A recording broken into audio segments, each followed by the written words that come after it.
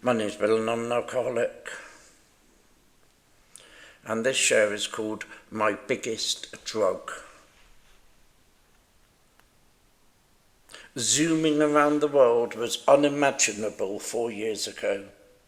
Zooming into an AA meeting, night or day, would have been considered very odd and somewhat strange pre-COVID.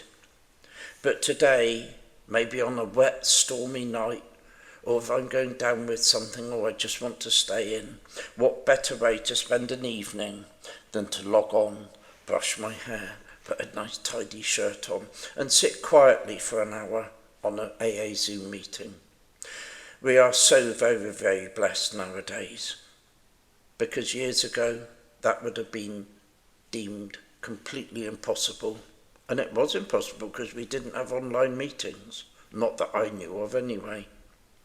But through COVID, it has brought the world into my living room. And I've met so many wonderful people. I've heard some amazing shares I would never have heard. And I now sponsor people that I would never, ever have come into contact with. It's opened up a whole new world for me. And even more so because today we have a new choice in our lives. Where in the old days, disability or maybe an illness or travel issues were a bar to many people going to meetings. But today, there's nothing stopping them going to a meeting whenever they want to. Isn't that just wonderful? Where people, as they got older and maybe retired or had illnesses, we wouldn't see them anymore. Occasionally we might pop around and see them, but today we can see them every day on a meeting. It's just amazing. And on these Zoom meetings, the message is the same. The faces are the same. And the recovery is the same. I was on a Zoom meeting last night, and a few words mentioned just set me thinking a bit. A few words about what my biggest drug or my strongest addiction really is in this world. And I kind of knew straight away what the answer was. And it's an addiction that I've had from my very earliest memories as a little boy. It's a drug that needs refueling daily, a never-ending pit that needs refilling. And that's an alcoholic's insatiable need for recognition, for being liked, and also for working out what others think about me or what they don't think about me. Alcohol was and never has been my problem, and that might seem strange. Because if it was my problem, then all my problems would have disappeared the day I put down my last drink and I went to Alcoholics Anonymous. But unfortunately, stopping drinking only increased the need to know who I really was underneath.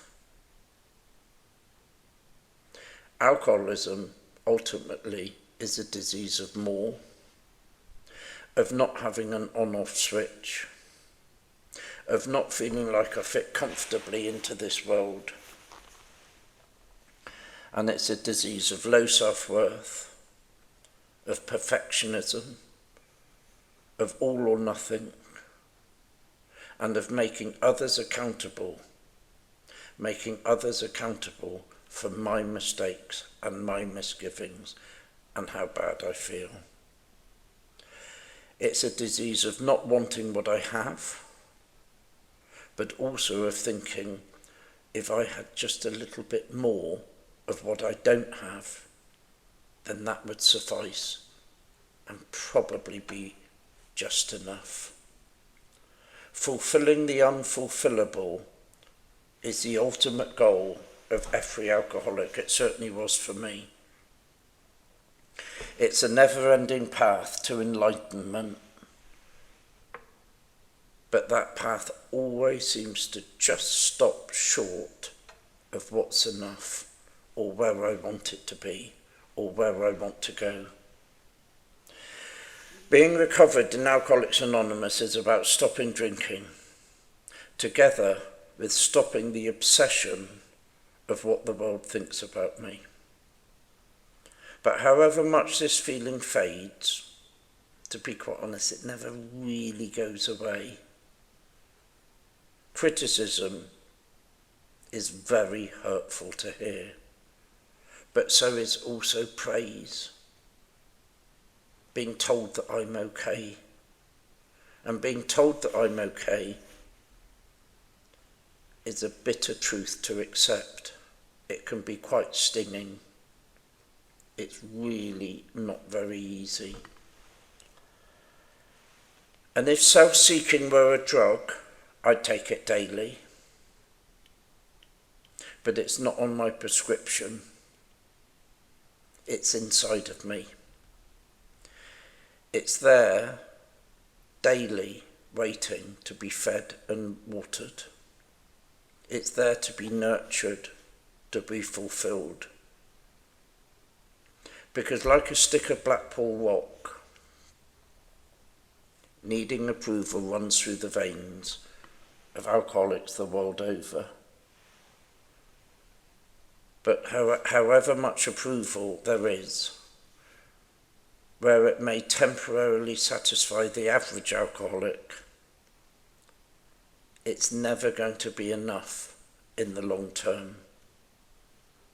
Feelings Anonymous, or What Do You Think About Me Anonymous, is where I really should be heading this morning to a meeting. But I go instead to Alcoholics Anonymous, because it was only when I put the drink down did I finally have the chance to deal with what was going on underneath. And underneath was a never-ending current of knowing however much you said you liked me, a tad more absolutely wouldn't have gone amiss. Bill the Shirt, Bristol.